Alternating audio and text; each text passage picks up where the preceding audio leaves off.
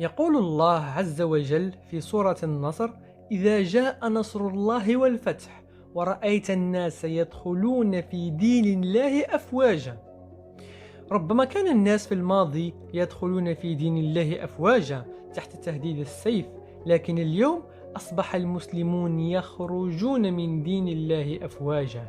اليوم في عصر السرعة والإنترنت وفي زمن الحاسوب والهواتف الذكية أصبح الإسلام في خطر، لأنك إذا أردت أن تكون مسلما ملتزما فيجب أن تبتعد عن هذه المحرمات والعياذ بالله. تخيل يا عزيزي المسلم أنه لم يعد فقط عامة الناس يكفرون بدين الإسلام، بل أصبح حتى المشايخ والناس التي أفنت حياتها في الدين تقرر تركه والابتعاد عنه. طبعا نحن في مجتمعنا المتخلف لا يستطيع الإنسان أن يقول أنه ترك الإسلام صوتا وصورة إلا القلة القليلة مثل أنا وبعض الأخوة اليوتيوبرز الآخرين. لذلك بحثت ووجدت أفضل قصتين لشخصين تركا الإسلام، وهو ما سأعرضه لكم في هذا الفيديو. سأعرض لكم أولا قصة عبد الله وكيف تحول من داعية إسلامي إلى شخص ملحد، ثم سأعرض قصة إسماعيل الذي اعتنق الإسلام عن قناعة وظل يعبد الله لمدة 16 سنة ليقرر في الأخير هو أيضا ترك الإسلام.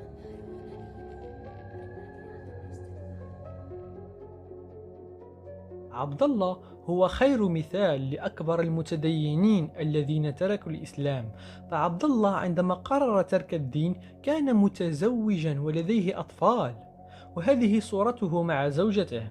ثم إن عبد الله هو حاج، وهذه صورته في الطائرة في طريقه لأداء مناسك الحج. فهو لم يكن يلعب ويمرح وبعدها قرر ترك الدين، لا، هذا كان من أكثر الناس تشددا، حتى أن زوجته كانت منقبة، مما يعطيك فكرة واضحة عن تشبته بالدين الإسلامي. والآن بعد أن تعرفنا على عبد الله دعنا نسمع قصته.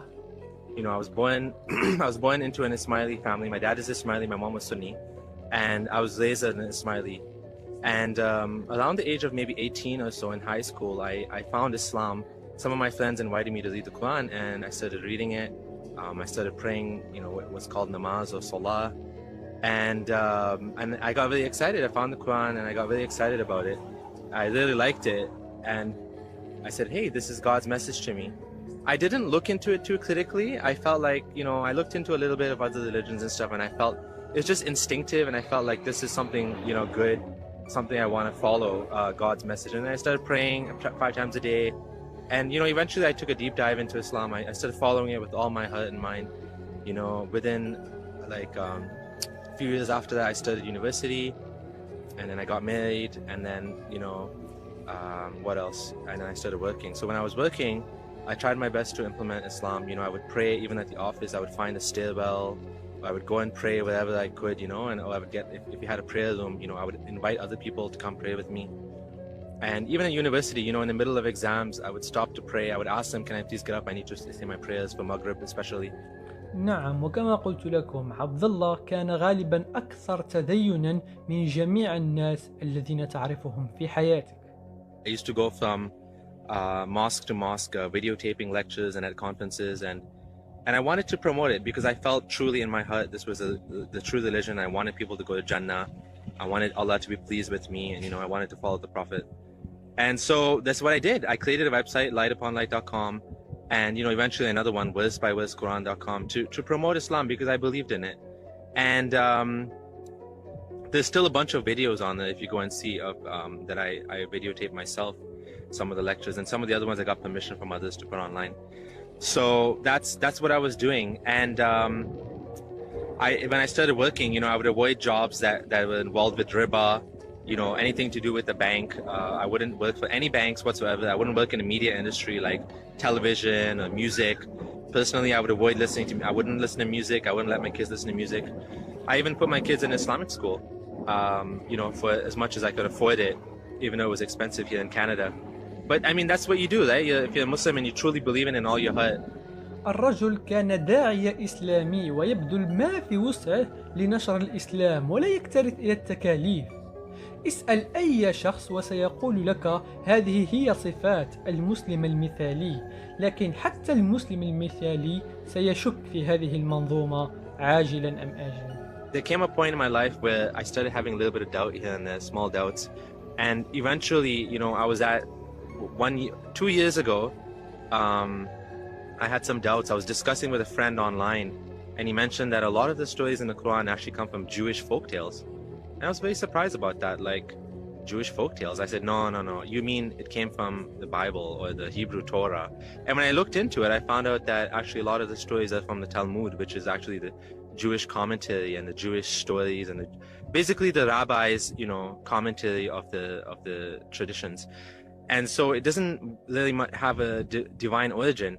And I also had a big problem with the story of Dhul Qarnayn, this tribe of how Dhul Qarnayn, he trapped this tribe of people, Yajuj and Majuj, Gog and Magog, behind a giant gate built of copper and iron. And I was wondering, where is this place? How come we can't find it? We have Google Earth and all that, and how come we can't find it? So that was another doubt. And actually, I believe, left Islam for one day. But then I decided, you know what? I'm going to put my doubts aside. I'm Muslim. I want to go to Jannah. I want to believe in Allah. And I became Muslim for one more year. And then last year, so 1 year ago, is when I truly left Islam for good. I was in Ramadan, and I was at a pre-iftar halaqah, and the sheikh was saying, Allah holds up the sky without any pillars. And this brought back all my doubts about, if the Quran is truly from God, the creator of the universe, the one that knows all things, why is he describing the world in a way that, was the 7th century understanding of the world? طبعا الشيخ كان يقصد آية ويمسك السماء أن تقع على الأرض إلا بإذنه، وآية أخرى تقول والله الذي رفع السماوات بغير عمد. فالشيخ الذي سمعه عبد الله كان يقول الحقيقة، فبحسب القرآن الله هو الذي رفع السماء بدون عمد وهو يمسكها حاليا، هو يمسك السماء لكي لا تقع علينا كتر الله خيره. Like the sky doesn't have, we know the sky doesn't have any pillars that you can see, but there's no need for pillars. Like we're just a ball in space. Sky is just emptiness. It's just emptiness of space. So there's no need for any pillars, visible or invisible. And there's many things like that, like the orbit of the sun and the moon. Why Allah describes an orbit of the sun and the moon? Like we know the orbit of the moon is around the earth. That makes sense. But the orbit of the sun, like what orbit would that be? I looked into this and I found, well, there is an orbit. It's a 300 million year orbit of the sun around the Milky Way galaxy, which has nothing to do with humanity whatsoever because it's completely useless. But of course, at that time, the Muslims would have thought that this orbit is the orbit of the sun around the earth. And even Sahih Hadith, Prophet Muhammad, he asked his companions, do you know where the sun goes when at the time of Maghrib? And they said, Allah knows best and his messenger knows best. And he said, it goes beneath the throne of Allah. Now we know the sun is actually still there, and it's actually the earth that's going around the sun. So this one and many other things, they didn't add up to me, that why the creator of the universe is making these mistakes, or describing it in a way that doesn't make any sense today, now based on the new information. And it made me wonder, is it truly Allah the creator, or is it just coming from a man that lived in the 7th century that believed these things and was basically writing them as he went? وهنا كانت نقطة التحول عند عبد الله. It doesn't make any sense, right? And so these things, my doubts began to grow and grow. And eventually I got to the point where I said, this can't be from God. I don't believe in this anymore. And because my doubt became more than my certainty. And when I started to look into each one of the claims that of in the Quran, that the Quran is actually from God, like embryology and the mountains and all of these things, including the language, I found they just fell down flat. Like, for example, embryology, all you have to do is look into these things in detail to see how people misrepresent the Quran to be a scientific thing. وطبعا أشهر شيخ يقوم اليوم بتحريف القرآن لكي يكون شيء علمي هو ذاكر نايك معروف، وبعض المشايخ العرب المبتدئين. I just don't believe that there's any possibility that this actually came from a divine being, this book, the Quran. And when you look into it, you find many things that don't add up.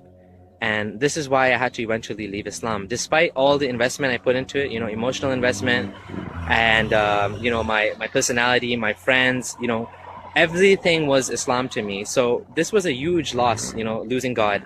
And some people want to know what I believe now. I personally don't believe there's any God, so I'm atheist. But if someone would ask, well, where did everything come from?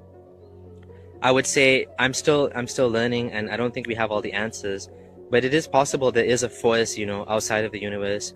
I don't know if you wouldn't call it necessarily God. You could call it God, but a force, a power, a being that made everything into what it is. But this being, from what I can tell, either does not care about us, or does not know about us, is not interested in us, doesn't answer dua, doesn't, like, if you just look at the state of the world today, all the suffering and all the pain, it does not look like there's any God out there that cares for us, that's looking out for us. And in fact, that's what I believe, that if there is a creator, either he doesn't know about us or he doesn't care about us, and he's just letting all these things happen.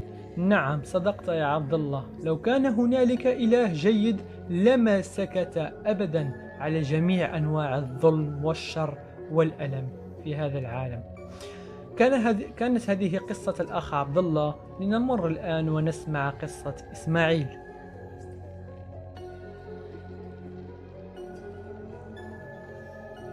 على عكس عبد الله، إسماعيل لم يولد مسلم، بل اعتنق الإسلام، وكانت بدايات تأثره بالإسلام في العشرينات من عمره، وأصبح ملتزم ويطبق جميع تعاليم الدين الإسلامي لمدة 16 سنة. Hello, peace be upon you. Assalamu alaikum. My name is Brother Ismail. I've been a Muslim for 16 years. But in the past few years, I have been bothered by some reoccurring issues which have forced me to question my Islamic faith. And recently I have decided to finally leave Islam, and in this video I will explain why. وللإشارة فقط، إسماعيل قبل أن يترك الإسلام كان يدافع عن الإسلام في قناته على اليوتيوب، وكان يرقع الشبهات مثل باقي الشيوخ. Now let me address the title of this video, the question why I left Islam. The answer to this question is the Quran and Muhammad and their teachings on moral standards and conduct. You see, over the past few years, I have found that I am no longer able to defend the Quran and especially Muhammad's morals and conduct. In the past, I have done my best to defend Islam, and in particular to defend Muhammad from the claims and charges made against him. I tried my best to love Muhammad, and I can prove I stood up for him and defended him many times. For example, I produced videos like Was Muhammad Merciful?, where I tried to provide examples of Muhammad's good character, and my video Who are the Islam Haters?, where I tried to refute and expose the anti-Islamic critics, and I made many more videos in which I defended Islam and Muhammad. وهذا يعطيك فكرة واضحة عن إسماعيل، وأنه كان يحب دينه جدا جدا، فكان من المدافعين عنه. But for the sake of brevity, in this video I will provide you with one example on the topic of sexual immorality.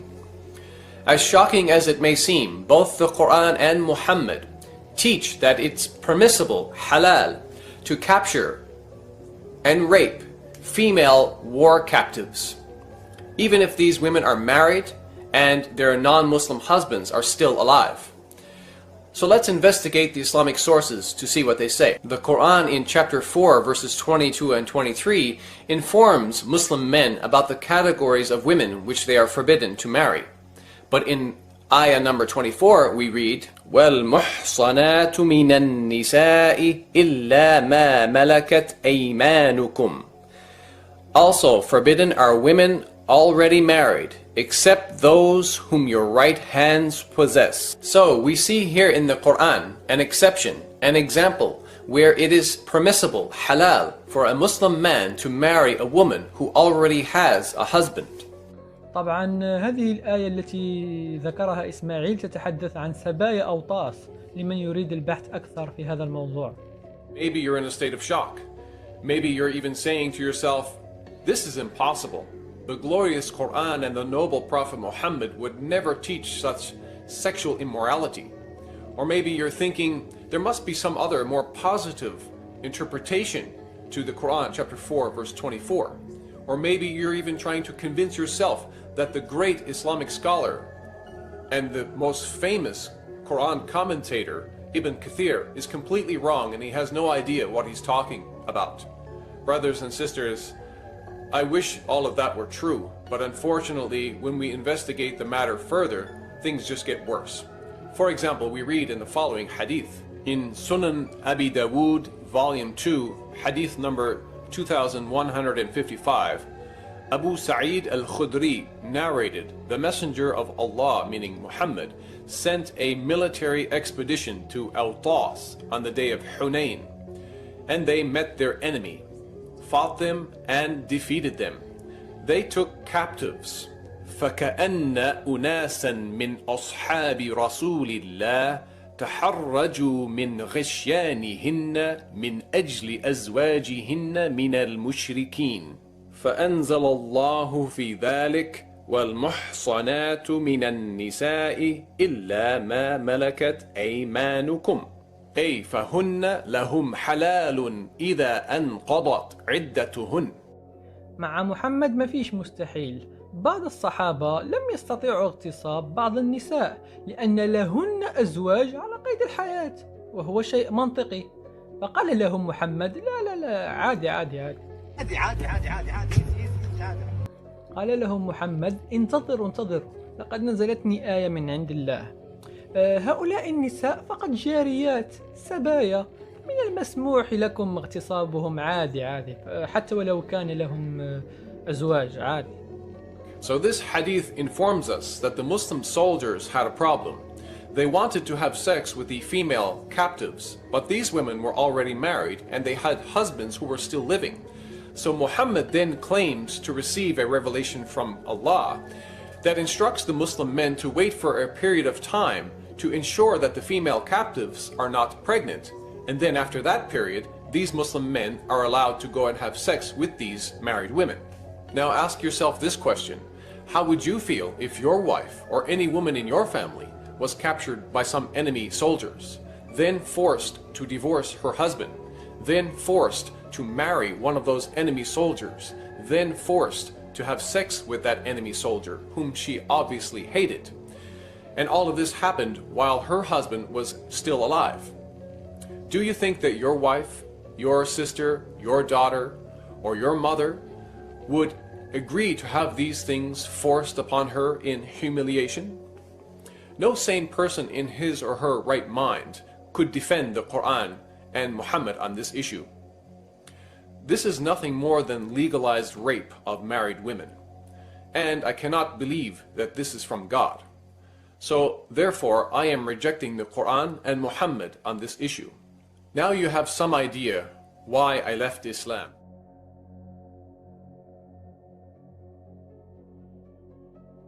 دائما ما نسمع عن الأكاذيب الشائعة، وهي 15,000 عالم أمريكي و40,000 مهندس صيني و5,000 طبيب روسي دخلوا في الإسلام بسبب آية من القرآن، ولكن لا نسمع أبدا عن شخص ترك الإسلام. وإذا سمعنا عنه في الجرائد أو الأخبار دائما ما تكون سمعته سيئة جدا، لأن الهدف هو إظهار من يعيش بدون الإسلام على أنه ضائع.